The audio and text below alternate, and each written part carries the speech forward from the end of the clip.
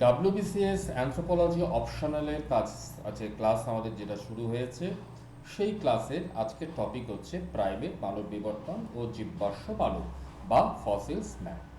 এটি মূলত WBCS পরীক্ষার জন্য কিন্তু আমরা বিশেষভাবে এটাকে প্রিপেয়ার করেছি, ঠিক আছে, এবং সেটা অ্যানথ্রোপোলজি অপশনালের জন্য। এটা একটি সহজ বাংলা একটি নোট আমরা এখানে আপনাকে তৈরি করে দিয়েছি। আমরা এই বিষয় থেকে নিয়ে আজকে যেটা পড়ব সেটা কি পড়ব, সেটা হচ্ছে আমরা আজকে জানতে পারবো প্রাইমেটদের বৈশিষ্ট্য ও শ্রেণীবিভাগ প্রথম, তারপর মানব উৎপত্তির তত্ত্ব অর্থাৎ সৃষ্টি তত্ত্ব, Lamarckism, Darwinism, mutation and modern synthetic theory, আমরা বেসিকটা জানবো। এরপরে যেটা জানবো সেটা হচ্ছে ভূতাত্ত্বিক কালপঞ্জি এবং জীবাশ্ম প্রাইমেট ও মানব। এখন বন্ধুরা প্রথম প্রশ্ন আসছে, এই প্রাইমেট কারা? That is a very very important question. Primate কারা? প্রাইমেট হলো স্তন্যপায়ী প্রাণী বা ম্যামালিয়ানদের একটা বিশেষ অর্ডার বা গোষ্ঠী, ঠিক আছে। এই তাহলে প্রাইমেটটা হচ্ছে কি, তাহলে প্রাইমেটটাকে আমরা প্রথমেই বুঝতে পারলাম এরা কি ম্যামালিয়া, ঠিক আছে। এদের মধ্যে কারা আসছে? মানুষ, ম্যান, বন মানুষ বা এপস, আর আসছে কারা? মাঙ্কি।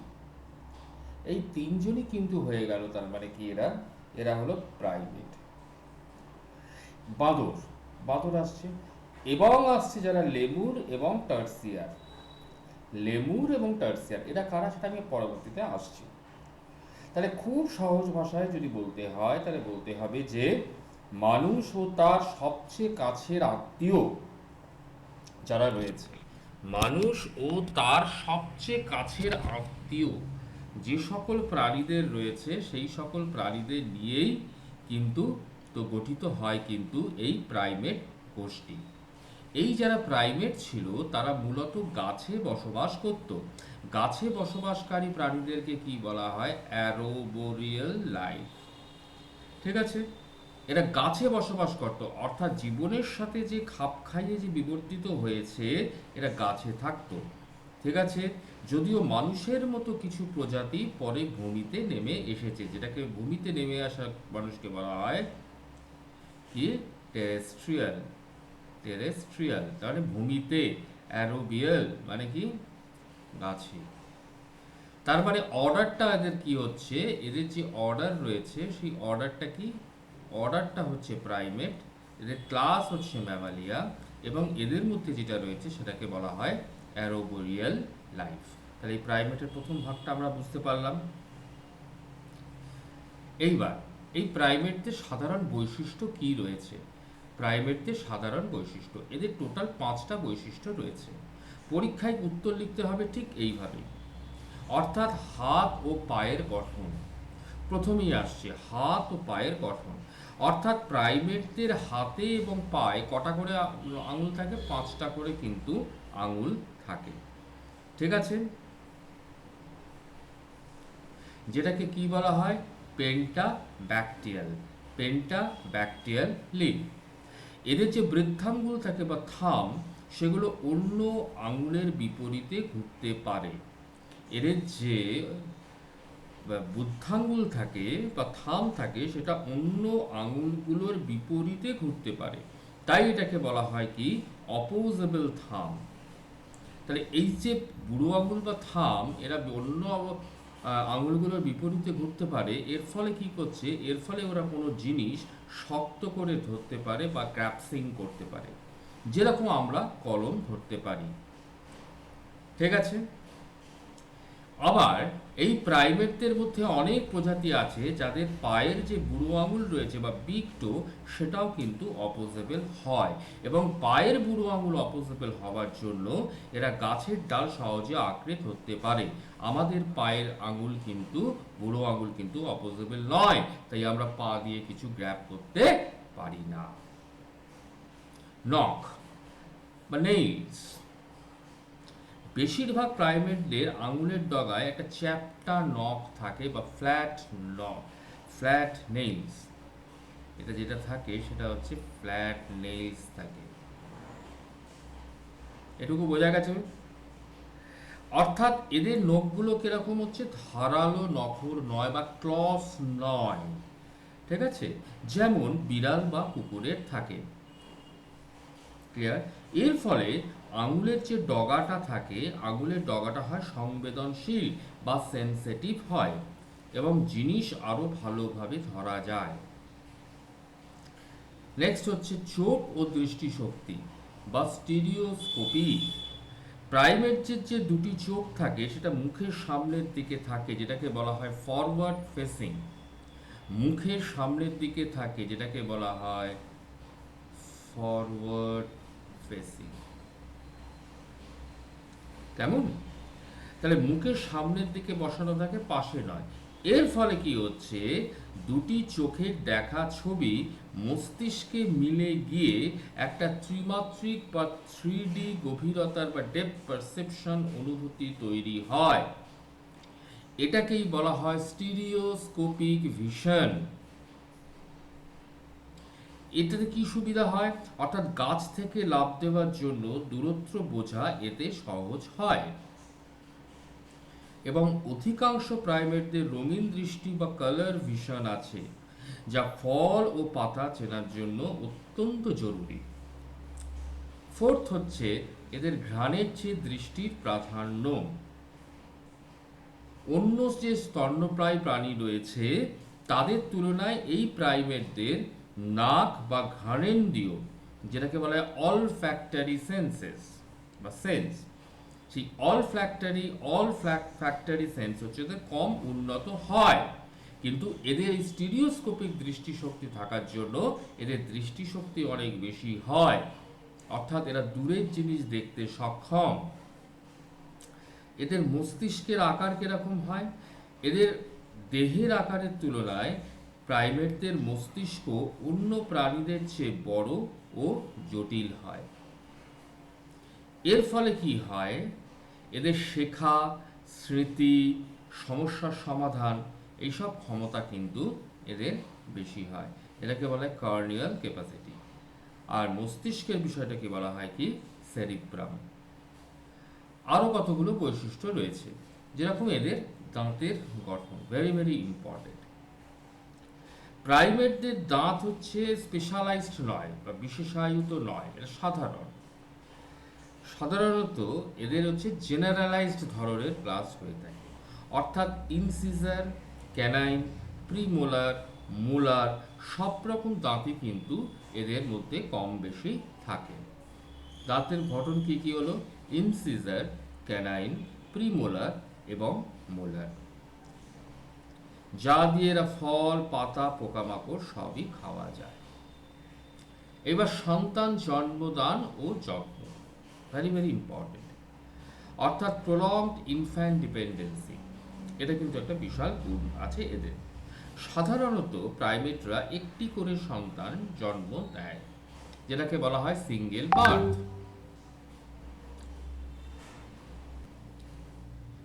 তাহলে এদের দাঁতগুলো কি থাকছে, ইনসিজার, ক্যানাইন, প্রিমোলার, মোলার প্রায় সবই দাঁত থাকছে, তাই এরা ফল, পাতা সবই খায়। আর সন্তান জন্মগ্রহণের ক্ষেত্রে এরা বিশেষ করে সিঙ্গেল বার্থ জন্ম দেয়, কিন্তু কিছু ক্ষেত্রে যমজ সন্তানও কিন্তু হয়, কিন্তু যমজ সন্তান কম হয়।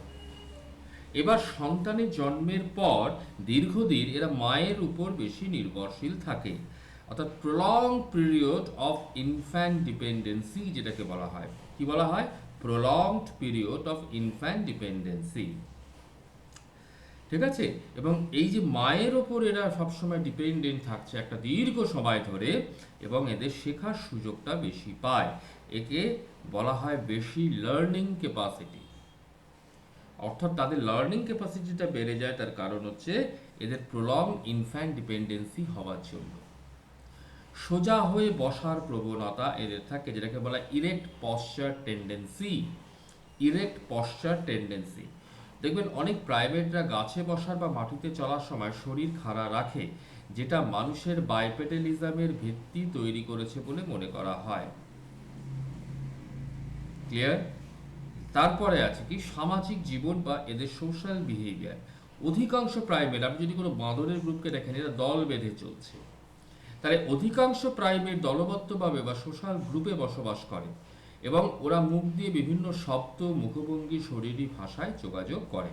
এখন অনেক সময় আপনাদের কাছে একটা কনফিউশন হতে পারে, মানুষ ছাড়া আর কেউ কি আছে যে নিজের প্রতিবিম্ব চিনতে পারে?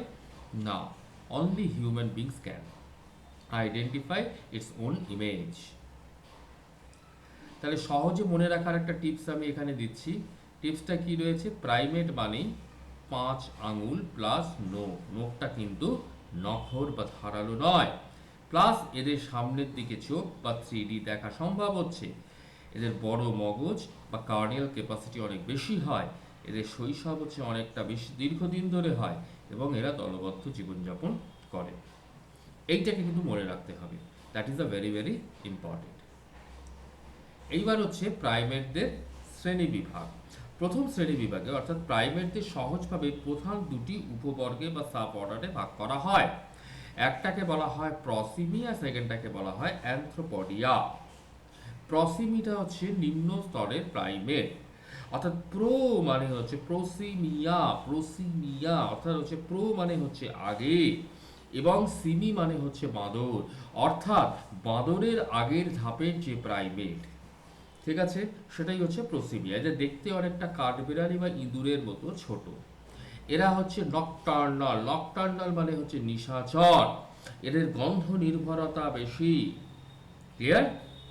উদাহরণ হিসাবে আমরা বলতে পারি লেমুর, লোরিস এবং টার্সিয়ার। কেমন? আর এদের মুখটা হয় খুব লম্বাটে, অর্থাৎ হচ্ছে স্নাউট প্রকট হয়। মস্তিষ্ক তুলনামূলকভাবে ছোট হয়, চোখ পাশে, বেশি ফোকাসড না হলেও স্টিরিওস্কোপিক ভিশন এর প্রাথমিক ধাপ দেখা যায়। পুরোপুরি স্টিরিওস্কোপিক ভিশন নয়, কিন্তু স্টিরিওস্কোপিক ভিশনের প্রাথমিক ধাপটা যেটা, সেটা কিন্তু প্রক্সিমিতে দেখা যায়। সেকেন্ডটা যেটা আছে সেটাকে বলা হয় অ্যানথ্রোপোডিয়া। এই দলে থাকে বাঁদর, এপ ও মানুষ। তুলনামূলকভাবে এরা হচ্ছে বড় হয়, এরা দিনে সক্রিয় হয়, এরা দিনে সক্রিয়, যেটাকে কি বলা হয়? ডায়ুর্নাল। আর এদের মস্তিষ্ক অনেক বেশি উন্নত হয়। কেন মস্তিষ্ক অনেক বেশি উন্নত হয়? তার কারণ এদের হাতে পায়ের গঠনটা উন্নত হচ্ছে, এর ফলে তারা নানা রকমের অন্যান্য কাজ করতে পারছে।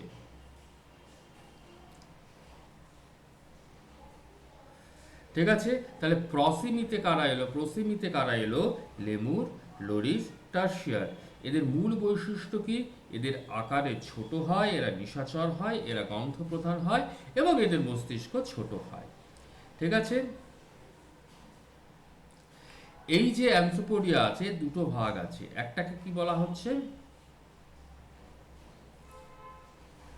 এই অ্যানথ্রোপোডিয়াকে আবার তিনটে ভাগে কিন্তু ভাগ করা যাচ্ছে। একটা হচ্ছে প্রসিমি, এই প্রসিমিটা তো এলোই, তার সাথে আসছে আরো দুটো ভাগ। একটাকে বলা হয় কি প্ল্যাটি প্ল্যাটিরাইনি, প্ল্যাটিরাইনি, আর দ্বিতীয়টাকে বলা হয় হচ্ছে ক্যাটারাইনি। প্ল্যাটিরাইনি হচ্ছে নিউ ওয়ার্ল্ড মাঙ্কি বা হাউলার মাঙ্কি। নিউ ওয়ার্ল্ড মাঙ্কি, আরেকটা শব্দ লিখে রাখুন যেটাকে বলা হয় হাউলার মাঙ্কি। এদের নাক হয় চ্যাপ্টা, ঠিক আছে, পেরিহেন্সিল টেল থাকে, এরা শুধু আমেরিকাতেই পাওয়া যায়। ক্লিয়ার? তাহলে এটাকে বলা হচ্ছে কি new world monkey. New world মাঙ্কিটাকে কাদেরকে বলা হচ্ছে? কাদেরকে বলা হচ্ছে? প্ল্যাটিরাইনিকে। ক্লিয়ার? এদের চ্যাপ্টা নাক হয়। এদের নাক কেমন হয়? এদের নাক হয় চ্যাপ্টা, ঠিক আছে। এদের পেরিহেন্সিল ট্রেইল থাকে, যে পেরিহেন্সিল ট্রেইল বলতে যে ল্যাজ তাদের ওজনের ভারসাম্য বজায় রাখতে সাহায্য করে। এরা শুধুমাত্র আমেরিকাতে পাওয়া যায়। আর এই যে এই যে প্ল্যাটিরাইনিন রয়েছে মাঙ্কিকে, আরেকটা মাঙ্কি বলা হয়, সেটাকে বলা হয় স্পাইডার মাঙ্কি। এদের উদাহরণের মধ্যে আসছে স্পাইডার মাঙ্কি এবং হাউলার মাঙ্কি। তারপরেরটাকে বলা হয় ক্যাটারাইনিন, যেটাকে বলা হয় ওল্ড ওয়ার্ল্ড মাঙ্কি। এর মধ্যে এপ এবং মানুষ আসছে, যেটা এশিয়া এবং আফ্রিকাতে পাওয়া যায়। এদের মধ্যে কারা কারা আসছে? এদের মধ্যে আসছে বেবুন, ম্যাকার, শিম্পাঞ্জি, গরিলা এবং মানুষ। এদের নাক হয় সরু, ল্যাজ পেরিহেন্সিল নয়, এরা এশিয়া আফ্রিকাতে দু জায়গাতেই পাওয়া যায়, যেটা আমি এখানে দিয়ে দিয়েছি। তার মানে এইখানে একটা মনে রাখার টিপসটা কি খুব ইম্পর্টেন্ট। এই পি মানে কি? প্ল্যাটিরাইনিন, মানে পি দিয়ে আসছে প্রিহেনসিল টেইলস, প্লাস হচ্ছে প্ল্যাটি আমেরিকা, আমেরিকাতে পাওয়া যাচ্ছে, আর ক্যাটারিনিতে ক্যালোসাইটি, সি দিয়ে দুটো শুরু হচ্ছে। ক্লিয়ার?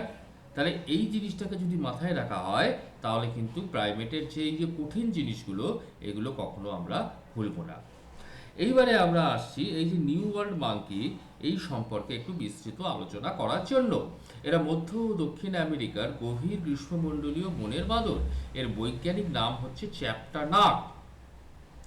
এদের মধ্যে কারা আসছে? হাউলার মাঙ্কিং আসছে, ঠিক আছে, howler monkey, spider monkey, squirrel monkey, marmoset এবং ক্যাপুচিন। এতগুলো কথা না করার দরকার নেই। এদের নাকের প্রধান যে এই যে নিউ ওয়ার্ল্ড বলতে বোঝানো হয় আমেরিকার মহাদেশে, অর্থাৎ মধ্য ও দক্ষিণ আমেরিকায়। এই বাঁদরগুলো শুধুমাত্র এই অঞ্চলের গভীর গ্রীষ্মমণ্ডলীয় বনে বা ট্রপিক্যাল রেইনফরেস্টে পাওয়া যায়, যেমন অ্যামাজনের জঙ্গল। এদের বৈজ্ঞানিক নামটা কি বললাম? প্ল্যাটিরাইনিম, যার অর্থটা কি হচ্ছে? চ্যাপ্টা নাক। নাকটা হচ্ছে এদের চ্যাপ্টা, তাই নাক চ্যাপ্টা হওয়ার ফলে কি হচ্ছে? নাসারন্ধ্র দূরে দূরে ও পাশে খোলা। প্ল্যাটিরাইনোজ। এদের ল্যাজ কি? অনেক প্রজাতির ল্যাজ হচ্ছে প্রিহেনসিল, যেন পঞ্চম হাত, অর্থাৎ এরা গাছের ডাল ধরে ঝুলতে পারে। এরা হচ্ছে সম্পূর্ণভাবে গাছে বসবাসকারী, তাই এরা হচ্ছে কমপ্লিটলি অ্যারোবেরিয়াল। মাটিতে এরা প্রায় নামে না। এইটা খুব ইম্পর্টেন্ট। এদের দাঁত হচ্ছে 36টি দাঁত রয়েছে এদের, ভেরি ইম্পর্টেন্ট। ঠিক আছে, ডেন্টাল ফর্মুলা 2133। ঠিক আছে, এদের এটা কি বললাম আমি? 2133। ক্লিয়ার? তাহলে 2133 মানে কি? Incisor, canine, premolar, molar. Incisor, canine, premolar এবং মোলার। ঠিক আছে, এদের দাঁতের সংখ্যা, দাঁতের সংখ্যা কটা হচ্ছে এদের? 36টা। এরা হচ্ছে ইসাইল ক্যালোসাইটিস। ইসাইল ক্যালোসাইটিস মানে কি? এদের বসার জন্য পশ্চাৎ দেশে শক্ত চামড়ার প্যাড, এইটা সাধারণত এদের থাকে না। উদাহরণ হিসাবে আমি কিছু বলতে পারি, যেমন হচ্ছে howler monkey, spider monkey, squirrel monkey, হ্যাঁ, মার্মোসেট, এই ক্যাপুচিন, এইগুলো হচ্ছে এদের উদাহরণের মধ্যে আমাদের আসছে। তাহলে ইসাইল ক্যালোসাইটিস কথাটার অর্থ হচ্ছে এদের পশ্চাৎ দেশের একটা প্যাড। এদের ডিস্ট্রিবিউশন বা কোথায় কোথায় পাওয়া যায়? এরা মধ্য আমেরিকায় এবং দক্ষিণ আমেরিকায়। মূলত কোথায় কোথায় পাওয়া যাচ্ছে? ব্রাজিল, পেরু, কলম্বিয়া, অ্যামাজন অববাহিকা অঞ্চলে। ঠিক আছে, এরপরে যেটা আসছে, that is another important thing, সেটাকে বলা হচ্ছে old world monkey. Old world বলতে বোঝানো হয় এশিয়া এবং আফ্রিকা মহাদেশের মাঙ্কি। বৈজ্ঞানিক নামটা কি হচ্ছে? ক্যাটারাইনি। অর্থাৎ এদের নিচের দিকে ঝোঁকানো সরু নাক যেটা আমাদের রয়েছে। এদের প্রধান বৈশিষ্ট্য কি? এদের নাক হয়ে গেল সরু, নাক সরু এবং নাসারন্ধ্রের কাছাকাছি এবং নিচের দিকে খোলা, সেটাকে বলা হয় ক্যাটারাইনি নোজ। এদের ল্যাজ কখনো প্রিহেনসিল নয়, শুধু ভারসাম্যের কাজে লাগে। অনেকের ল্যাজ ছোট বা নেই। এদের বাসস্থান কোথায়? এরা গাছে ও মাটি, এরা দুই জায়গাতেই বসবাস করতে পারে। অর্থাৎ এরা হলো অ্যারোবেরিয়াল এবং টেরেস্ট্রিয়াল। এদের দাঁত কটা হচ্ছে? তখন ওদের দাঁত ছিল 36টা, এদের কমে হয়ে গেল 32টা, তো মানুষের মতোই। Dental formula 2:1:2:3। Incisor, canine, premolar, molar. আচ্ছা, ইসাইল ক্যালোসাইটিস এদের আছে। ইসাইল ক্যালোসাইটিস যেটা এদের রয়েছে, কিন্তু রয়েছে, অর্থাৎ এদের বসার জায়গায় শক্ত লোমহীন চামড়ার প্যাড থাকে বলে এটাকে বলা হয় ইসাইল ক্যালোসাইটিস। এটি এদের একটি বিশেষ পরিচায়ক বৈশিষ্ট্য। এটা লোমহীন চামড়ার প্যাড এবং এটা ভীষণভাবে শক্ত। এরা মধ্যে উদাহরণের মধ্যে কে কে রয়েছে, কারা কারা এর মধ্যে আসছে? যেটা হচ্ছে ম্যাকাক বা rhesus, baboon, langur, golden monkey এবং ম্যান্ড্রিল। Very very important. আর এদের বিস্তৃতি কোথায় ছিল? এদের ছিল ভারত, চীন, জাপান থেকে আফ্রিকার বিভিন্ন অঞ্চলে। It is another important concept. Clear? এইখানে আমি একটা তুলনামূলক আলোচনা করে দিয়েছি।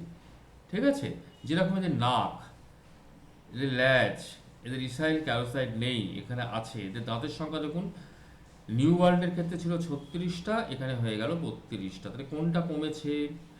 কমেছে হচ্ছে প্রিমোলার। ঠিক আছে। এদের বাসস্থান কোথায়? বাসস্থান হচ্ছে প্রথমটা শুধু গাছে, এটা গাছ ও মাটি উভয়।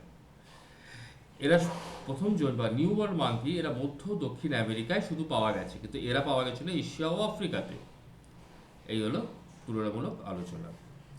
এইবারে যেটা আসছে, that is an important thing, that is called an Asian apes. এই এপ হলো ল্যাচবিহীন প্রাইমেট। এপটা কি? ল্যাচবিহীন প্রাইমেট, অর্থাৎ যাদের মস্তিষ্ক বাঁদরের চেয়ে অনেক বেশি উন্নত এবং যারা মানুষের সবচেয়ে কাছের আত্মীয়। এশিয়াতে দু ধরনের এপ পাওয়া যায়, একটাকে বলা হয় গিবন, আর আরেকটা হচ্ছে কে?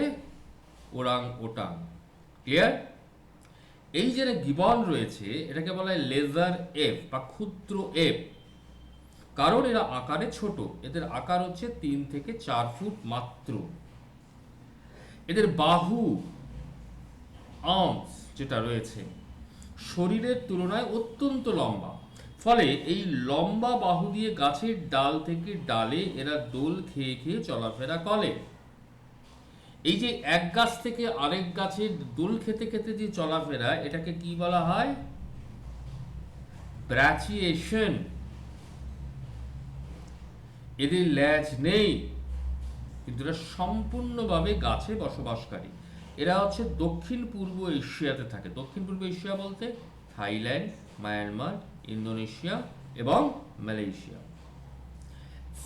কিন্তু ওরাং ওটাং যারা রয়েছে, যেটাকে বলা হয় গ্রেট এপ বা জঙ্গলের মানুষ, অর্থাৎ এরা বৃহৎ এপের অন্তর্গত। নামটা এসেছে মালয় ভাষা থেকে। এই যে নামটা এসেছে না, এই নামটা এসেছে মালয় ভাষা থেকে, যার অর্থ জঙ্গলের মানুষ। ঠিক আছে। ওই ওরাং শব্দটার অর্থ হচ্ছে মানুষ, আর ভুটান শব্দটা মানে হচ্ছে জঙ্গল। ভালো করে এটাকে, এই জিনিসটা জেনে রাখো। ঠিক আছে। ওরাং কথাটার অর্থ হচ্ছে মানুষ, আর ভুটান এই কথাটার অর্থ হচ্ছে জঙ্গল। সেই থেকে এসছে এরা জঙ্গলের মানুষ। ঠিক আছে। এরা হলো আকারে বড় ওরাংওটাংরা, আর এদের শরীরে লালচে বাদামি লোম থাকে। কেমন? এদের যে বাহুগুলো হয় সেটা অত্যন্ত দীর্ঘ বাহু, তবে ধীরে সুস্থে এরা চলাফেরা করে।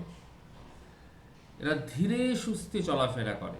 প্রধানত নির্জনতা প্রিয় স্বভাবের হয় এরা। ক্লিয়ার? এরা ধীরে সুস্থে চলাফেরা করে, কিন্তু ধীরে সুস্থে কোথায় চলাফেরা করে? এরা গাছে গাছে চলাফেরা করে। প্রধানত এরা সলিটারি স্বভাবের হয়, অর্থাৎ নির্জনতা প্রিয়। এরা দলবদ্ধভাবে খুব একটা থাকে না, যা অন্য এপদের থেকে আলাদা। এদের বিস্তৃতি হচ্ছে শুধুমাত্র ইন্দোনেশিয়ার সুমাত্রা ও বর্নিও দ্বীপে এদের পাওয়া যায়।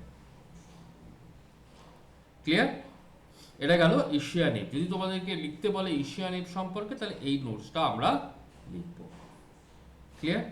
এরপরে আসছে কি? African app. আফ্রিকান এপের মধ্যে যারা কারা কারা আসছে শিম্পাঞ্জি। আফ্রিকান এপে আসছে আমাদের শিম্পাঞ্জি, আমাদের আসছে বনোবো, এবং আমাদের আসছে হচ্ছে গরিলা। প্রথমে আসা যাক শিম্পাঞ্জি। শিম্পাঞ্জিটা হচ্ছে মাঝারি আকারের, বৃহৎ আকারের লেপ কারা ছিল? ওরাংওটাং।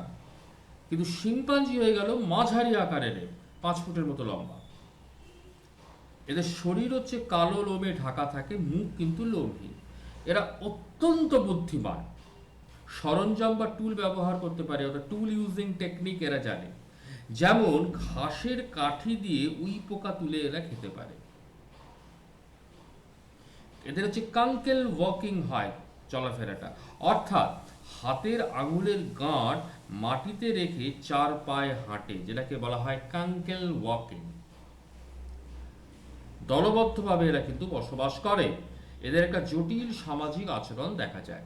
এরা পাওয়া যায় কোথায়? মধ্য ও পশ্চিম আফ্রিকার জঙ্গলে, কঙ্গো, তানজানিয়া, উগান্ডা, এইসব জায়গায় কিন্তু এদের দেখতে পাওয়া যায়।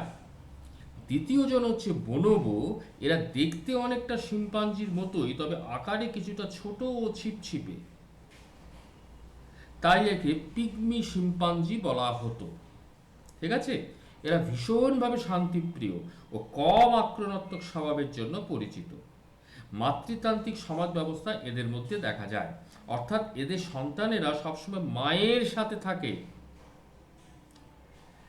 ক্লিয়ার? এদের যে বিস্তৃতি রয়েছে, শুধুমাত্র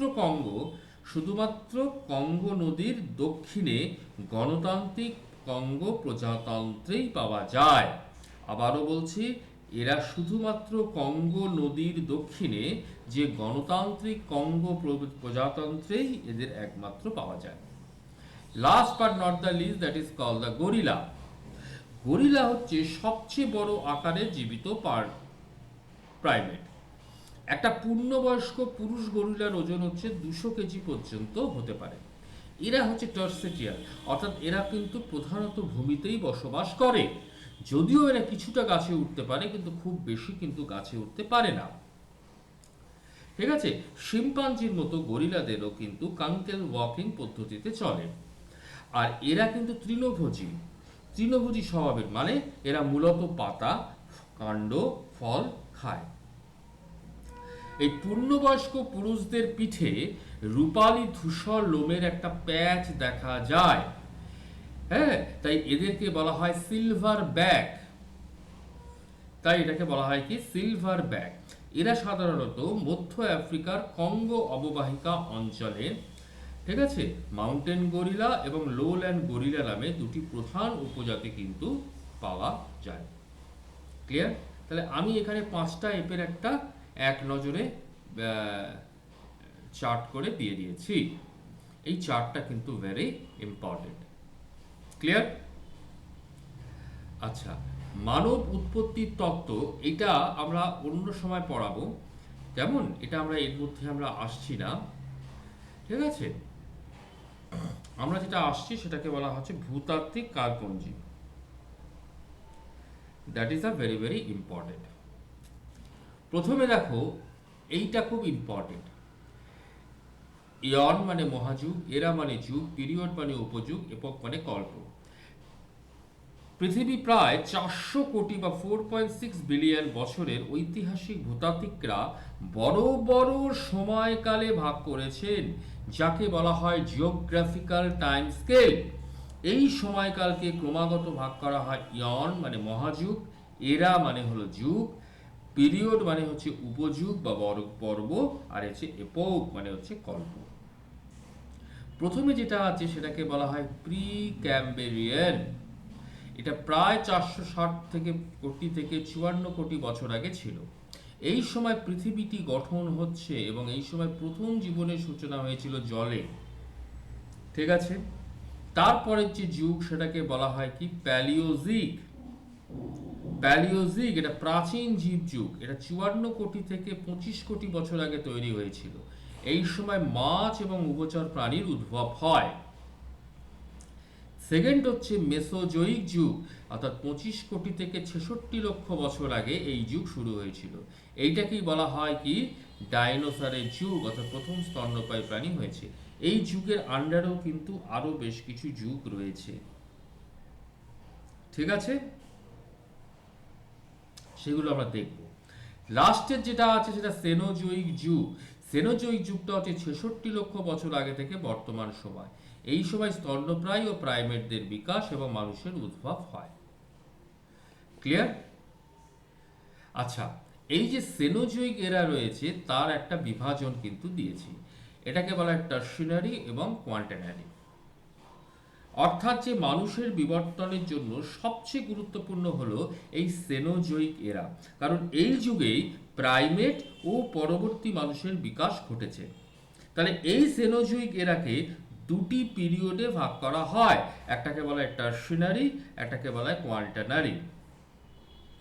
ঠিক আছে, এই টার্সিনারি পিরিয়ডের এপোক হচ্ছে কি বলা হয় প্যালোসিন এপোক, যেটা 66 থেকে 56 লক্ষ বছর আগে। এই সময় প্রথম আদি প্রাইমেট বা প্রসিমিয়ান জাতীয় আইদের তৈরি হয়েছিল। প্রশ্ন করতে পারে প্যালোসিন যুগের প্রাইমেট সম্পর্কে ছোট নোট দিতে বলতে পারে। ঠিক আছে, এই টার্সিনারি পিরিয়ডে আসছে আরেকটা এপোক, যেটাকে বলা হয় ইকোসিন, অর্থাৎ 56 থেকে 34 লক্ষ বছর আগে। এইখানেই সত্যিকারের প্রাইমেটদের কিন্তু বিস্তার হয়েছিল। এই টার্সিনারি পিরিয়ডে হচ্ছে অলিগোসিন, এরা 34 থেকে 23 লক্ষ বছর আগে এদের সময়কাল ছিল। ঠিক আছে, এই সময় এই প্যারাপিথেকাসের মতো আর্লি অ্যানথ্রোপয়েডের আবির্ভাব হয়।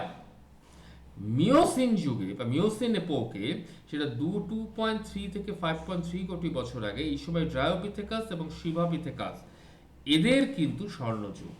তারপর আছে হচ্ছে প্লায়োসিন যুগ, এটা 53 থেকে 26 লক্ষ বছর আগে।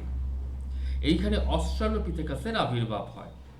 এবং কোয়াটারনারি যে পিরিয়ড রয়েছে, তার যে এপোক রয়েছে, সেটাকে হচ্ছে প্লেসিটোসিন এপোক, সেটা 26 লক্ষ থেকে 11,700 বছর আগে। এইখানেই হোমো গণের বিবর্তন হয়, অর্থাৎ হ্যাবিলিস থেকে আধুনিক মানুষ। এবং হলোসিন পিরিয়ড যেটা 11,700 বছর আগে থেকে বর্তমান সময়, এটাই হচ্ছে বর্তমান কল্প, এবং এটা হচ্ছে কৃষি ও সভ্যতার বিকাশের যুগ বলে চিহ্নিত করা হয়। তাহলে আমার এখন যেটা খুব দরকার, সেটাকে বলা হচ্ছে কি, সেটাকেই বলা হচ্ছে প্লাইস্টোসিন যুগ বা প্লাইস্টোসিন এপোক। ঠিক আছে, এটা হচ্ছে মানুষের বিবর্তনের ইতিহাসের সবচেয়ে গুরুত্বপূর্ণ কারণ এই সময় হোমো গণের প্রায় সমস্ত গুরুত্বপূর্ণ প্রজাতির প্রাথমিক বিবর্তন ঘটেছে। তাহলে এই যে হোমো জিনের যে সমস্ত গুরুত্বপূর্ণ প্রজাতি কারা? হোমো হ্যাবিলিস, হোমো ইরেক্টাস, নেয়ান্ডারথেল, এদের সবার। ক্লিয়ার? ক্লিয়ার? এটুকু ক্লিয়ার হয়েছে? তাহলে এই যে প্লাইস্টোসিনের যে প্রধান বৈশিষ্ট্য ছিল, এটা আনুমানিক 26 লক্ষ বছর আগে থেকে 11,700 বছর আগে পর্যন্ত, বা আইস এজ বা তুষার যুগ। তাহলে এই যুগটাকেই বলা হচ্ছে কি আইস এজ বা তুষার যুগ। কারণ এই সময় পৃথিবীতে বারবার বরফ যুগ বা যেটাকে বলা হয় গ্লাসিয়াল পিরিয়ড, এটাকে কি বলা হয়? Glacial period. এবং তুলনামূলকভাবে উষ্ণ সময় বা ইন্টারগ্লাসিয়াল পিরিয়ড পালাক্রমে এসেছে। গ্লাসিয়াল, তারপরে এলো ইন্টারগ্লাসিয়াল, আবার গ্লাসিয়াল, ইন্টারগ্লাসিয়াল। উষ্ণতা বাড়ছে কমছে, বাড়ছে কমছে, এইভাবেই কিন্তু হয়েছে। এবং এটি প্রাণের একটা বিশাল বড় ভূমিকা তৈরি করছে, মানুষের বিবর্তনের কিন্তু একটা বিশাল ভূমিকা তৈরি করছে। এই বারবার এই বরফ যুগের কারণে সমুদ্র পৃষ্ঠের উচ্চতা অর্থাৎ সি লেভেল ওঠানামা করছে, ফলে অনেক জায়গায় স্থলপথ তৈরি হয়েছিল, যেমন এশিয়া ও আমেরিকার মধ্যে বেরিং ল্যান্ড ব্রিজ। এর ফলে মানুষ ও অন্য প্রাণী এক মহাদেশ থেকে অন্য মহাদেশে ছড়িয়ে পড়তে পেরেছিল। এই যুগেই বহু বড় স্তন্যপ্রায় প্রাণী, যেমন হচ্ছে মেগা ফনা, যেমন ম্যামথ, উলি রাইনো, এগুলো বিচরণ করত। ঠিক আছে, এই যে প্যালিওস্টিন যুগকে সাধারণত 3টে ভাগে ভাগ করা হয়।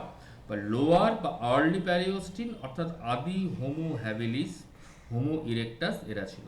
দ্বিতীয়টা হচ্ছে মিডল প্যালিওস্টিন, এবং শেষে ছিল হচ্ছে আপার বা লেট প্যালিওস্টিন।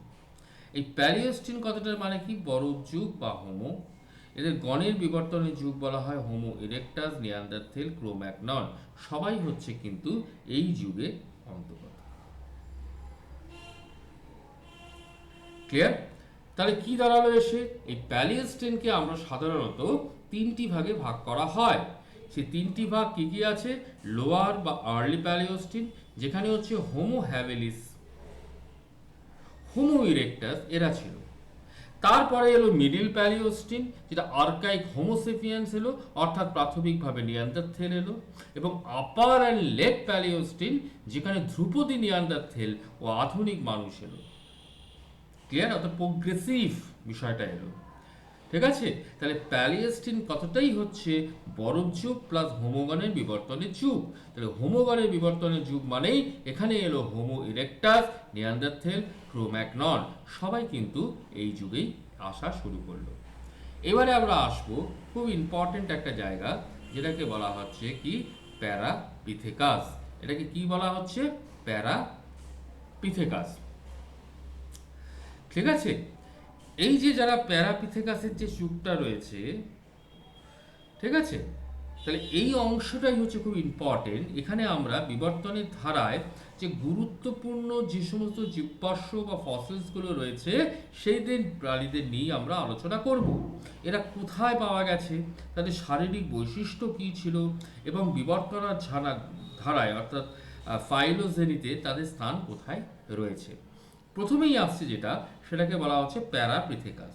এরা আনুমানিক 3 থেকে 3.5 কোটি বছর আগে কিন্তু আমাদের এই পৃথিবীতে ছিল। মিশরের ফায়ুম অঞ্চল, ফায়ুম ডিপ্রেশন ইজিপ্টে, যেটা উত্তর আমেরিকাতে অবস্থিত, সেখানে এদের পাওয়া গেছে। এরা কিরকম ছিল? যে শারীরিক বৈশিষ্ট্য আকারে খুব ছোট, অর্থাৎ কাঠবিড়ালির মতো। এদের দাঁতের গঠন কি ছিল? অ্যানথ্রোপোডিয়া, বাঁদর, এপ ও মানুষ গোষ্ঠীর প্রাথমিক লক্ষণটা দেখা গেছে। ঠিক আছে? আর এদের দাঁতের সংখ্যা মূলত কমে যাওয়া, এটা 2:1:2:3, এটা ডেন্টাল ফর্মুলার দিকে অগ্রসর হয়েছে, অর্থাৎ মানুষের দিকে তারা এগোচ্ছে। এই প্রবণতাটা কিন্তু দেখা গেছিল। অর্থাৎ এদের ফাইলোজেনেটিক স্ট্যাটাসটা তাহলে এখানে কি দাঁড়াচ্ছে এসে? এদের ফাইলোজেনেটিক স্ট্যাটাস তাহলে তার ওল্ড ওয়ার্ল্ড মাঙ্কি ও এপদের সাধারণত পূর্বপুরুষের সবচেয়ে কাছাকাছি আদিরূপ। অর্থাৎ এই যে প্রক্সিমিয়ান থেকে অ্যানথ্রোপোডিয়াতে উত্তরণের একটি গুরুত্বপূর্ণ ট্রানজিশনাল লিঙ্ক কিন্তু রয়ে গেল এই প্যারাপিথেকাস। এরপরে যেটা খুব ইম্পর্টেন্ট, সেটাকে বলা হচ্ছে কি? সেটাকে বলা হচ্ছে Dryopithecus and Sivapithecus. Very very important. আর ড্রায়ো কথাটার মানে হচ্ছে গাছ, অর্থাৎ ওক ট্রি, অ্যান্ড পিথেকাস মানে এপ, অর্থাৎ গাছের এপ, অর্থাৎ যে এপেরা গাছে বসবাস করতে থাকে। এরা হচ্ছে মিওসিন সময়কালে বা মিওসিন এপোকে রয়েছে। আনুমানিক 2.3 থেকে 0.9 কোটি বছর আগে এরা ছিল। এরা কোথায় ছিল? এরা ইউরোপের ফ্রান্স এবং স্পেনে এদের পাওয়া গেছে। এছাড়া এদের পাওয়া গেছে আফ্রিকা এবং এশিয়াতে। এদের দাঁতের যে গঠন, that is a very much important. সেজন্য আপনারা দেখবেন যখন কোনো ফসিলসকে নিয়ে এর যখন বিশ্লেষণ করা হয়ে থাকে, তখন দাঁতটাকে টেস্ট করা হয়, হাড়ের পাশাপাশি দাঁতকে নিয়ে টেস্ট করা হয়, কারণ teeth is a very much important feature to understand about the fossils. এদের যে দাঁতের গঠন, সেটা আধুনিক এপদের সাথে কিন্তু মিল আছে, অর্থাৎ Y5 কাপস প্যাটার্ন নামে যেটা পরিচিত। এদের একটি বিশেষ মোলার দাঁত গঠন করতে হয় বা গঠন হয়, যা আজও মানুষ এবং এপদের মধ্যে কিন্তু দেখা যায়। এরা আকারে কিরম ছিল? আকারে এরা ছিল হচ্ছে মাঝারি ধরনের। সম্ভবত এরা অ্যারোবিয়াল জীবনযাপন করতো, কিন্তু ঠিকমতো এরা পাওয়া যায়নি। এদের যে ফাইলোজেনেটিক স্ট্যাটাস আছে, দ্যাট ইজ ভেরি ইম্পর্টেন্ট। এরা আধুনিক গ্রেট এপদের, অর্থাৎ গরিলা, শিম্পাঞ্জি, ওরাংউটাং এবং সম্ভবত মানুষেরও প্রাথমিক পূর্বপুরুষ গোষ্ঠীর একজন সদস্য বলে মনে করা হয়। ঠিক আছে? এটি তাহলে মায়োসিন গ্রুপের এপ বিবর্তনের একটি কেন্দ্রীয় জীবাশ্ম। এই জীবাশ্মটা পাওয়াতে কিন্তু সেই সময়কার মানুষের একটা বিশেষ পরিচিতি আমরা পেয়েছি। সেকেন্ডটা হচ্ছে that is called the Sivapithecus. শিব দেবতার নামে এটা করা হয়েছিল, কারণ এটা শিবালিকা পাহাড়ে পাওয়া গেছে। হিন্দু দেবতা শিবের নামে করা হয়েছে তাই, কারণ এই জীববাষ্পটা প্রথম শিবালিকা পাহাড় অঞ্চলে পাওয়া গেছিল। এটাও কিন্তু মিওসিন এপোকে। আনুমানিক ধরা যায় 1.25 থেকে 0.8 কোটি বছর আগে এরা ছিল। ঠিক আছে? এটা ভারত এবং পাকিস্তানের এই যে শিবালিকা পার্বত্য অঞ্চলে পাওয়া গেছে, এছাড়া পাওয়া গেছে তুরস্ক এবং চীনে, এদের পাওয়া গেছে। এদের যে মুখমণ্ডলটা ছিল বা ফেসিয়াল স্ট্রাকচার, সেটা আধুনিক ওরাং ওটাংয়ের সাথে খুব বেশি মিল আছে, বিশেষত এদের চোয়াল ও নাকের হাড়ের গঠনে। এই কারণে আমরা একে ওরাং ওটাংয়ের প্রত্যক্ষ পূর্বপুরুষ নামে মনে করে থাকি। কাকে? শিবাপিথেকাসকে। আর ফাইলোজেনেটিক স্ট্যাটাস যেটা রয়েছে, এটা ওরাং ওটাংয়ের বিবর্তনীয় পূর্বসূরি বলে মনে করা হয়। অর্থাৎ মানুষের সরাসরি পূর্বসূরি নয়, কিন্তু আগে মানুষের পূর্বপুরুষ ভাবা হলেও পরে কিন্তু সেটা বাতিল হয়ে গেছে। এবার আসছে আমাদের অস্ট্রালোপিথেকাস। অস্ট্রালোপিথেকাসের মধ্যে কিন্তু যেটা খুব খুব ইম্পর্টেন্ট, সেটা হচ্ছে অস্ট্রালোপিথেকাস অ্যাফারেন্সিস আর অস্ট্রালোপিথেকাস আফ্রিক্যানাস। তাহলে আমরা প্রথমে যেটা করব সেটা হচ্ছে অস্ট্রালোপিথেকাস অ্যাফারেন্সিস। এই অস্ট্রালোপিথেকাস অ্যাফারেন্সিস সম্পর্কে জানতে গেলে এরা আনুমানিক ৩৯ থেকে ২৯ লক্ষ বছর আগে আমাদের এই পৃথিবীতে কিন্তু অবস্থান করেছিল। ঠিক আছে, যেটা হচ্ছে প্লায়োসিন এজে। অর্থাৎ এরা এসেছিল কোন এজে? প্লায়োসিন এজে। এদের স্থান কোনটা? পূর্ব আফ্রিকা, সেটা হচ্ছে ইথিওপিয়া, হাদারে, তানজানিয়া এবং কেনিয়া অঞ্চলে এদের দেখতে পাওয়া যায়। সবচেয়ে বিখ্যাত জীবাশ্মের নাম হচ্ছে এই সময়কার, সেটা হচ্ছে লুসি। ঠিক আছে, এটা ইথিওপিয়ার হাদার অঞ্চলে ১৯৭৪ সালে কিন্তু এটাই আবিষ্কৃত হয়েছিল। এদের মস্তিষ্কের আয়তনটা ছিল কিন্তু ছোট, মস্তিষ্কের আয়তন ছিল ছোট। আনুমানিকভাবে ধরা যায় এটা ৪০০ থেকে ৫০০ সিসি কর্নিয়াল ক্যাপাসিটি। ঠিক আছে, অর্থাৎ এরা আধুনিক এপদের কিন্তু খুব কাছাকাছি এসে গেছে। কিন্তু এদের শ্রোণী বা এদের পেলভিস ও পায়ের হাড়ের গঠনে এরা সম্পূর্ণ দ্বিপদ চলন ছিল, অর্থাৎ বাইপেডাল লোকোমোশন এদের মধ্যে স্পষ্ট দেখা গেছে। আর এদের মুখমণ্ডলটা সামনের দিকে বাড়ানো, অর্থাৎ হচ্ছে কি প্রোগ্যান্থিক, অর্থাৎ এরা প্রোগ্যান্থিক, মুখমণ্ডল সামনের দিকে বাড়ানোকে এই বিজ্ঞানের ভাষায় বলা হয় প্রোগ্যান্থিক। ক্লিয়ার? এদের ফাইলোজেনেটিক স্ট্যাটাসটা কিন্তু খুব ইম্পর্টেন্ট হয়ে থাকে। এটি হচ্ছে মানব বিবর্তনের ধারায় একটা অত্যন্ত গুরুত্বপূর্ণ, কারণ এটিই প্রমাণ করে যে দ্বিপদ চলন অর্থাৎ বায়োপেডালিজম বড় মস্তিষ্কের আগেই বিবর্তিত হয়েছিল। একে আমরা সাধারণত হোমোগণের প্রত্যক্ষ পূর্বপুরুষ বা ডাইরেক্ট অ্যানসেস্টর হিসাবে মনে করে থাকি। সেকেন্ড যেটা এলো সেটা হচ্ছে অস্ট্রালোপিথেকাস আফ্রিকানাস। ঠিক আছে, এদের যে মস্তিষ্কের আয়তনটা এলো ৪৪০ থেকে ৫১৫ সিসি। এরা আনুমানিক ৩০ থেকে ২১ লক্ষ বছর আগে কিন্তু এই পৃথিবীতে অবস্থান করেছে। দক্ষিণ আফ্রিকাতে টং স্টাকফটেন অঞ্চলে এদেরকে কিন্তু প্রথম পাওয়া গেছে। এদের যে প্রথম জীবাশ্ম যেটা ছিল সেটা হচ্ছে টং চাইল্ড। ১৯২৪ সালে এটি আবিষ্কৃত হয়েছিল। আবিষ্কার কে করেছিল? রেমন্ড টার্ড। এই অস্ট্রালোপিথেকাস আফ্রিকানাস এর অস্ট্রালোপিথেকাস অ্যাফারেন্সিসের তুলনায় অস্ট্রালোপিথেকাস আফ্রিকানাসের মস্তিষ্ক ছিল সামান্য বড়। তারা দেখতে পাচ্ছি আমরা এখানে তার মস্তিষ্কটা কত হচ্ছে ৪৪০ থেকে ৫১৫ সিসি, কিন্তু ওদের ছিল ৪০০ থেকে ৫০০, অর্থাৎ কিছুটা কিন্তু বৃদ্ধি পেয়েছে। তার মানে এরা এদের তুলনায় কিছুটা হলেও কিন্তু টেকনিক্যালি সাউন্ড ছিল। কেমন? এদের দাঁত ও চোয়াল কিছুটা হালকা গঠনের, যেটাকে বলা হয় গ্রাসাইল।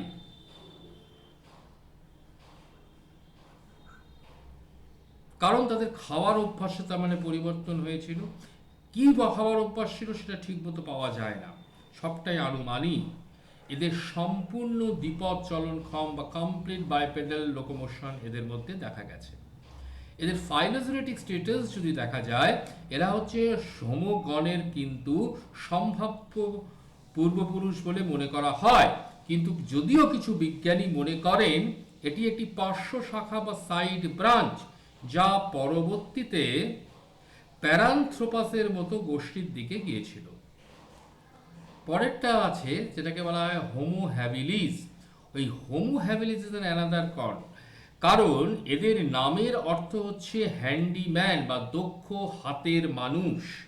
কারণ এরাই প্রথম পাথরের হাতিয়ার তৈরি করেছিল বলে মনে করা হয়। এদের সময়কাল কখন? আধুনিক 23 লক্ষ থেকে 14 লক্ষ বছর আগে কিন্তু এদের পাওয়া গেছে। আধুনিক 23 থেকে 14 লক্ষ বছর আগে এরা পাওয়া গেছে, যেটা আর্লি প্লেস্টোন যুগে কিন্তু এরা অবস্থান করেছিল। ঠিক আছে, এরা মূলত পাওয়া গেছিল পূর্ব আফ্রিকার অলডুভাই গিরিখাত থেকে, যেটা তানজানিয়াতে অবস্থান করছে, এবং কেনিয়া। ক্লিয়ার? লুই লিকি ও তার এক সহকর্মী এই জীবাশ্মটি কিন্তু আবিষ্কার করেন। এদের যে মস্তিষ্কের যে আয়তন ছিল, ঠিক আছে, এটা ছিল হচ্ছে কত? এদের মস্তিষ্কের আয়তন ছিল কত? এদের মস্তিষ্কের আয়তন ছিল 550 থেকে 680 সিসি। যেহেতু এরা হাতের ব্যবহার করে এরা হাতিয়ার তৈরি করার উপযোগী ছিল, ঠিক আছে, সেই জন্য এদের মস্তিষ্ক ব্যবহার করতে হচ্ছে, যার ফলে মস্তিষ্কের আকার কিন্তু বৃদ্ধি পাচ্ছে। এটা 1-2 বছরে নয়, এটা বংশ পরম্পরা দিয়ে হয়েছে কিন্তু। আচ্ছা, ওল্ড ওয়ার্ল্ড টুল ইন্ডাস্ট্রি এদের সংস্কৃতির মধ্যে ছিল। ওল্ড ওয়ার্ল্ড টুল ইন্ডাস্ট্রি মানে মানব সংস্কৃতির সবচেয়ে পুরনো প্রমাণগুলির একটি। এরা কিন্তু প্রথম হাতিয়ার ব্যবহার করতে শুরু করলো। এখনো কিন্তু মানুষ কিন্তু আগুনের ব্যবহার জানে না। ঠিক আছে, এইবার যেটা ফাইলোজেনেটিক স্ট্যাটাস যেটা রয়েছে, এই অস্ট্রালোপিথেকাস থেকে হোমোগনে উত্তরণের প্রথম গুরুত্বপূর্ণ ধাপই হচ্ছে এই হোমো হ্যাবিলিস, অর্থাৎ হোমো ইরেক্টাসের প্রত্যক্ষ পূর্বপুরুষ বলে এদের মনে করা হয়। ঠিক আছে, অর্থাৎ হোমোগণের প্রথম প্রজাতি হিসেবেও আমরা ধরতে পারি কিন্তু এই হোমো হ্যাবিলিসকে। ক্লিয়ার? এইবারে যেটা আসছে সেটাকে বলা হয় হোমো ইরেক্টাস, যেটা জাভা মানব ও পিকিং মানব। হোমো ইরেক্টাস হচ্ছে মানব বিবর্তনের ইতিহাসে প্রথম গুরুত্বপূর্ণ প্রজাতি, কারণ এরাই প্রথম আফ্রিকা ছেড়ে এশিয়া ও ইউরোপে কিন্তু ছড়িয়ে পড়েছিল। প্রথমে হচ্ছে যেটাকে বলা হয় আউট অফ আফ্রিকা থিওরি, যেটাকে বলা হয় সেটাই কিন্তু এখানে আসছে, এবং সেটা কিভাবে উত্তর লিখতে হয় সেগুলো আমরা পরে আস্তে আস্তে সবকিছু দেখাবো। এদের সময়কাল হচ্ছে 19 লক্ষ থেকে 1,10,000 বছর আগে পর্যন্ত এরা কিন্তু টিকে ছিল। ক্লিয়ার? এদের যে মস্তিষ্কের আয়তন ছিল সেটা 900 থেকে 1100 সিসি, যেটা আধুনিক মানুষের কাছাকাছি অনেকটাই।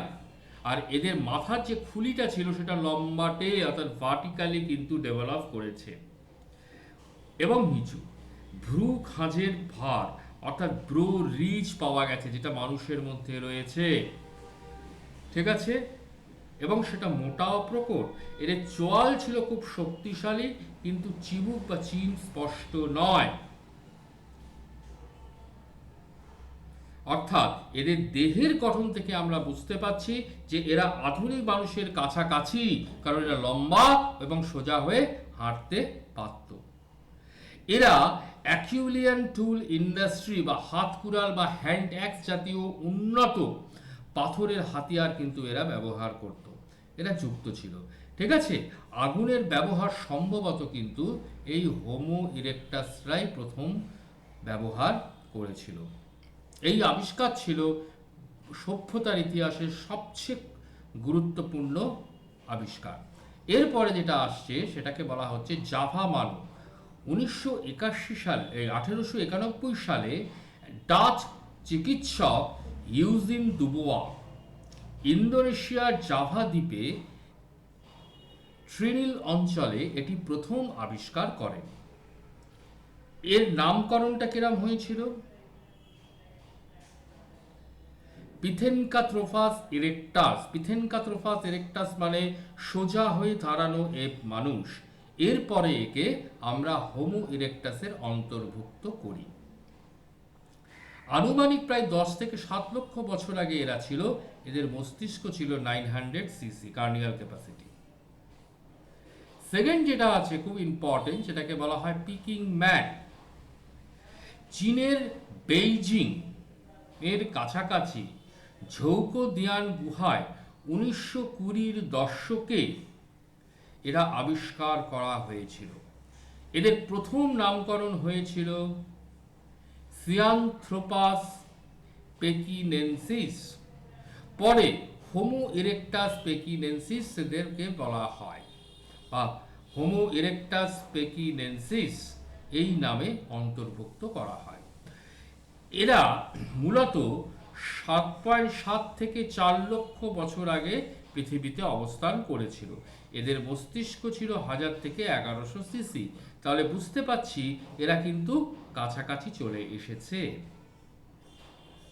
এরা যে গুহায় ছিল, সেই গুহাটাকে যখন আর্কিওলজিক্যাল এভিডেন্সের উপর রিসার্চ করা হয়েছিল, তা থেকে দেখা গেছিল যে এখানে আগুনের ব্যবহারের একটা স্পষ্ট প্রমাণ পাওয়া গেছে, অর্থাৎ পোড়া হাড়, ছাই, এগুলো যা প্রমাণ করে হোমো ইরেকটাস কিন্তু আগুন নিয়ন্ত্রণ করতে শিখেছিল। এবার আসছে যেটা, সেটাকে বলা হয় ফাইলোজেনেটিক স্ট্যাটাস, অর্থাৎ হোমো ইরেকটাসকে হোমো হ্যাবিলিস ও পরবর্তী হোমো প্রজাতির আর্কাইক হোমো স্যাপিয়েন্স সহ মধ্যবর্তী একটা গুরুত্বপূর্ণ ধাপ বলে মনে করা হয়। এরাই প্রথম প্রজাতি যারা আফ্রিকার বাইরে সফলভাবে কিন্তু ছড়িয়ে পড়েছিল। এইখানে খুব ইম্পর্টেন্ট, সেটাকে বলা হচ্ছে আর্কাইক হোমো স্যাপিয়েন্স। আর্কাইক মানে হচ্ছে প্রাচীন, প্রাচীন ধরনের। তাহলে এটি কোনো একটি নির্দিষ্ট প্রজাতির নাম নয়, বরং হোমো ইরেকটাস ও আধুনিক মানুষের অ্যানাটমিক্যালি মডার্ন হোমো সেপিয়েন্সের মধ্যবর্তী রূপগুলির একটা সাধারণ নাম। এরা আনুমানিক 8 থেকে 2 লক্ষ বছর আগে মিডিল প্যালিওস্টোন যুগে কিন্তু এপোকে এরা কিন্তু অবস্থান করত। এরা আফ্রিকা, ইউরোপ ও এশিয়ার বিভিন্ন অঞ্চলে যে জীবাশ্ম পাওয়া গেছে, ঠিক আছে, সেইখান থেকে কিন্তু এদেরকে আমরা অনুমান করতে পারি। ঠিক আছে, এদেরকে বলা হয় হোমো হেডিলবার্গেনেসিস নামেও এরা কিন্তু পরিচিত ছিল। অনেকে বলে হোমো হেডিলবার্গেনেসিস তাদেরই একটা উপদল। ঠিক আছে, আচ্ছা, এদের মস্তিষ্কের যেটা আয়তন ছিল, ঠিক আছে, এদের মস্তিষ্কের আয়তন ছিল হোমো ইরেকটাসের চেয়ে বড়, প্রায় 1100 থেকে 1400 সিসি। প্রায় এটা আধুনিক মানুষের সমান। কিন্তু এদের মাথার যে স্কাল বা খুলির গঠনে কিছু পুরনো বৈশিষ্ট্য রয়ে গেছে, যেমন প্রকট ভ্রু খাঁজ, ঢালু কপাল এবং শক্তিশালী চোয়াল। তাহলে এদের থেকেই দুটি প্রধান শাখা বিবর্তিত হয় বলে মনে করা হয়। একদিকে ইউরোপ ও পশ্চিম এশিয়ায় নিয়ান্ডারথেল ম্যান, অন্যদিকে আফ্রিকায় অ্যানাটমিক্যালি মডার্ন হোমো সেপিয়েন্স। এরা আর্কাইক হোমো সেপিয়েন্স থেকেই এসেছে বলে মনে করা হয়। এবার আমরা দেখব নিয়ান্ডারথেল ম্যান, যেটাকে লা চ্যাপেল অফ সেন্ট এবং তাবুন ম্যান। এই নিয়ান্ডারথেল মানুষ ছিল হোমো সেপিয়েন্সের একটি ঘনিষ্ঠ কিন্তু আলাদা প্রজাতি বা উপজাতি। তাহলে এই হোমো নিয়ান্ডারথেলিস অথবা হোমো সেপিয়েন্স নিয়ান্ডারথেলিস যারা ইউরোপ এবং পশ্চিম এশিয়ায় বসবাস করত। এখন প্রথম জীবাশ্মটা পাওয়া গেছিল 1856 সালে জার্মানির নিয়েন্দার উপত্যকায় বা নিয়েন্দার ভ্যালিতে। এবং এই নিয়েন্দার উপত্যকা বা নিয়েন্দার ভ্যালিতে পাওয়ার জন্য সেই নিয়েন্দার ভ্যালি নাম অনুসারে এর নামকরণ করা হয়েছিল কি হোমো নিয়ান্ডারথেলিস। এরা ইউরোপ এবং পশ্চিম এশিয়ায় বসবাসকারী মানুষের ঘনিষ্ঠ প্রজাতি। এদের যে মস্তিষ্কের আয়তন ছিল সেটা আধুনিক মানুষের সমান বা তার চেয়েও কিছুটা বড়। সেটা ছিল 1400 থেকে 1740 সিসি। এদের দেহ ছিল খাটো ও শক্তপোক্ত বা রোবাস্ট, যেটাকে ইংরেজিতে বলা হয়, এবং ঠান্ডা আবহাওয়ার সাথে খাপ খাওয়ানোর এদের গঠন ছিল, যেটা বাকম্যানস ও অ্যালেন রুল অনুযায়ী। এদের মাথার খুলি ছিল লম্বাটে, ভ্রু খাঁজ ছিল অত্যন্ত প্রকট, এদের চিবুক বা চিন অনুপস্থিত বা অস্পষ্ট ছিল, আর এদের নাক বড় ও চওড়া ছিল। এদের নাক বড় আর চওড়া হওয়ার কারণ কি? ঠান্ডা বাতাস গরম করার জন্য এটা বিশেষভাবে উপযোগী। ক্লিয়ার? এদের তার মানে সংস্কৃতিতে ছিল মোস্টান টুল ইন্ডাস্ট্রি সাথে এরা যুক্ত ছিল। মোস্টান টুল ইন্ডাস্ট্রি মানে হচ্ছে তুলনামূলকভাবে উন্নত পাথরের হাতিয়ার, অর্থাৎ ফ্লেক টুলস ব্যবহার করতে পারত। এদের মৃতদেহ সমাধিস্থ করার বা ডেলিবারেট বারিয়াল একটা প্রমাণ কিন্তু পাওয়া গেছে, যা প্রতীকী চিন্তাভাবনার বা সিম্বলিক থটের কিন্তু ইঙ্গিত দেয়। এখন এর যে দুটো পার্ট আছে, লা চ্যাপেল অফ সেন্ট ফ্রান এবং তাবুন ম্যান, এইটা সম্পর্কে যদি জানতে হয়, 1908 সালে ফ্রান্সের লা চ্যাপেল অক্সেইন নামে একটি অক্সেইন গ্রামে একটি গুহায় এরা আবিষ্কৃত হয়, যা ওল্ড ম্যান অফ লা চ্যাপেল নামে পরিচিত। এটি একটি প্রায় সম্পূর্ণ কঙ্কাল, যাতে বার্ধক্যজনিত আর্থ্রাইটিস ও দাঁত পড়ে যাবার প্রমাণ আছে। অর্থাৎ এই ব্যক্তি বৃদ্ধ বয়স পর্যন্ত বেঁচে ছিল এবং সম্ভবত দলের অন্য সদস্যরা তার যত্ন নিয়েছিল, যা সামাজিক সহানুভূতির প্রমাণ বহন করে। এটি কিন্তু সযত্নে সমাধিস্থ করা হয়েছিল, অর্থাৎ ডেলিভারেট বারিয়াল সিস্টেমকে ফলো করেছিল। এই জীবাশ্মটি ক্লাসিক নিয়ান্ডারথাল চেহারা, অর্থাৎ কুঁজো ঝুঁকে চলা, এই যে ধারণা তৈরি করেছিল। যদিও পরবর্তীতে বোঝা যায় এই ব্যক্তি আর্থ্রাইটিসের কারণেই কুঁজো ভঙ্গি ছিল, স্বাভাবিক নিয়ান্ডারথাল ভঙ্গি নয়। সেকেন্ডটা হচ্ছে তাবুন ম্যান। এদের আবিষ্কারটা হয়েছিল ইসরায়েলের মাউন্ট কার্মেল অঞ্চলের তাবুন গুহায় আবিষ্কৃত হয়েছিল, তার ফলে এর নাম হয়েছে তাবুন ম্যান। এটি কিন্তু একটা গুরুত্বপূর্ণ জীবাশ্ম, কারণ এই অঞ্চলে অর্থাৎ লেভেন বা মধ্যপ্রাচ্যে নিয়ান্ডারথাল ও প্রাথমিক আধুনিক মানুষ বা হোমোসেপিয়ান্স যারা ছিল, এরা কিন্তু একই সময় বা কাছাকাছি সময় বসবাস করত বলে প্রমাণ পাওয়া যায়, যেটা দুই প্রজাতির মধ্যে সম্ভাব্য মিথস্ক্রিয়া বা সহাবস্থানের ইঙ্গিত দান করেছিল। এদের যে ফাইলোজেনেটিক স্ট্যাটাস অনুসারে এই যে নিয়ান্ডারথালদের আধুনিক মানুষের প্রত্যক্ষ পূর্বপুরুষ মনে করা হয় না, বরং এরা ছিল একটা সমান্তরাল বা প্যারালাল বা সিস্টার শাখা, যা পরবর্তীতে বিলুপ্ত হয়ে যায়। তবে ডিএনএ গবেষণায় মাধ্যম দিয়ে প্রমাণিত হয়েছে যে আফ্রিকান মানুষের জিনোমে সামান্য পরিমাণ, প্রায় 1 থেকে 2% নিয়ান্ডারথাল ডিএনএ মিশ্রিত আছে, অর্থাৎ দুই প্রজাতির মধ্যে সীমিত আন্তঃপ্রজনন বা ইন্টারব্রিডিং হয়েছিল। ক্লিয়ার? এবার অ্যানাটমিক্যালি মডার্ন হোমোসেপিয়ান্স। তাহলে এই অ্যানাটমিক্যালি মডার্ন হোমোসেপিয়ান্স বলতে বোঝায় শারীরিক গঠনে সম্পূর্ণভাবে আজকের মানুষের মতো প্রাচীন মানুষ। অর্থাৎ এরা আফ্রিকায় আনুমানিক 3 লক্ষ বছর আগে বিবর্তিত হয় এবং পরবর্তীতে সারা পৃথিবীতে ছড়িয়ে পড়ে। দ্বিতীয় ও প্রধান আউট অফ আফ্রিকা অভিপ্রায়ণ আনুমানিক প্রায় 70,000 থেকে প্রায় 60,000 বছর আগে কিন্তু এটা আমাদের ভারতবর্ষ পৃথিবীতে ঘটেছিল।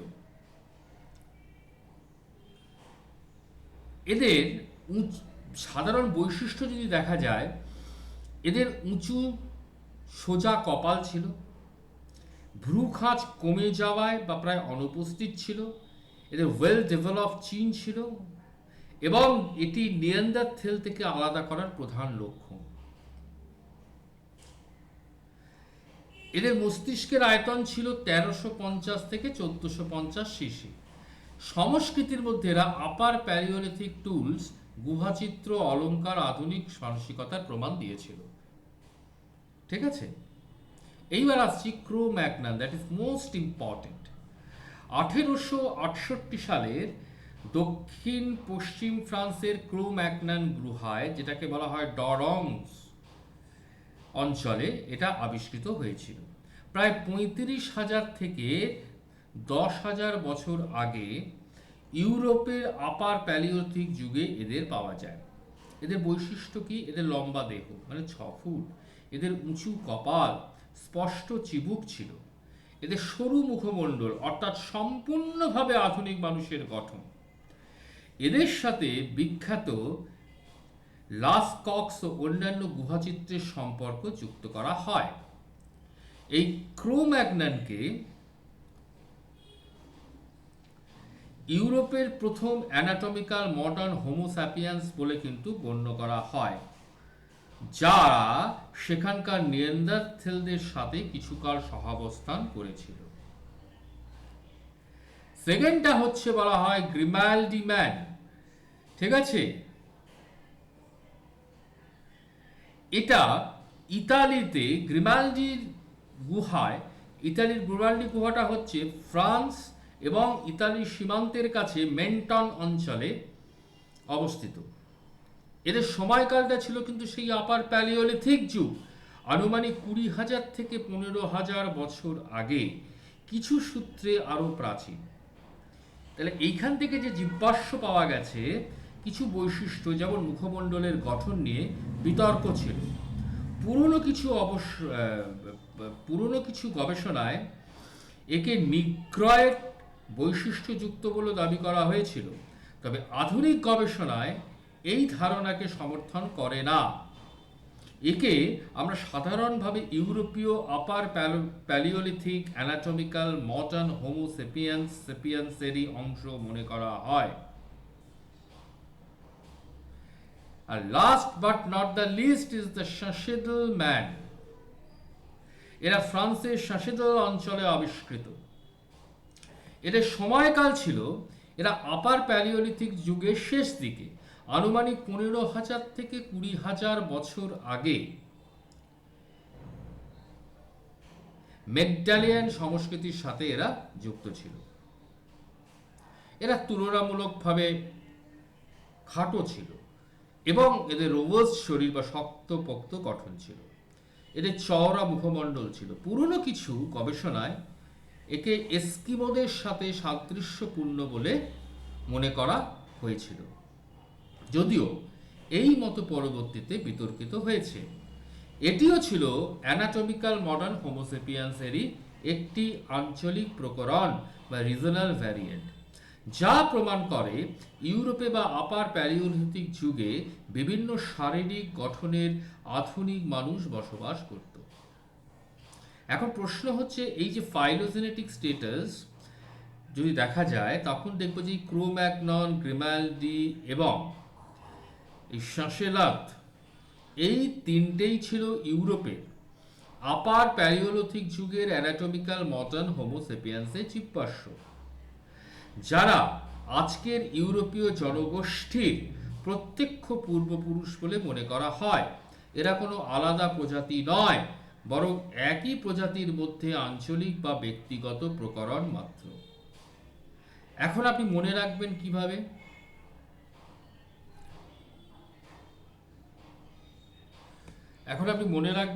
এটা মনে রাখবেন যে মানব বিবর্তনের যে যাত্রা, প্রথমে ছিল কি অস্ট্রালোপিথেকাস, ঠিক আছে, অর্থাৎ দ্বিপদ ছোট মস্তিষ্ক।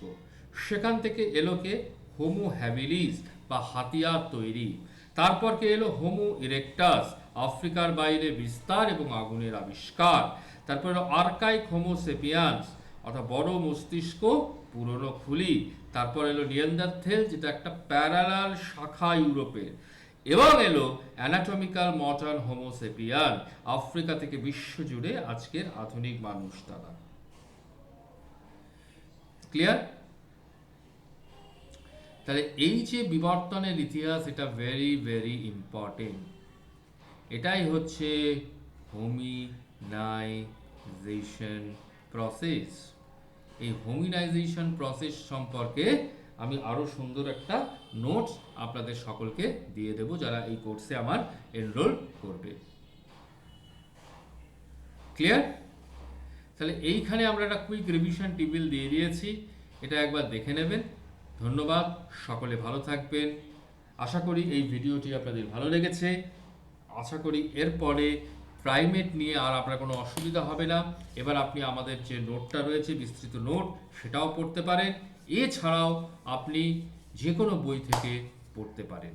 আশা করি সেখান থেকে সব কিছু বুঝতে সক্ষম হবেন। সকলে ভালো থাকবেন। ধন্যবাদ।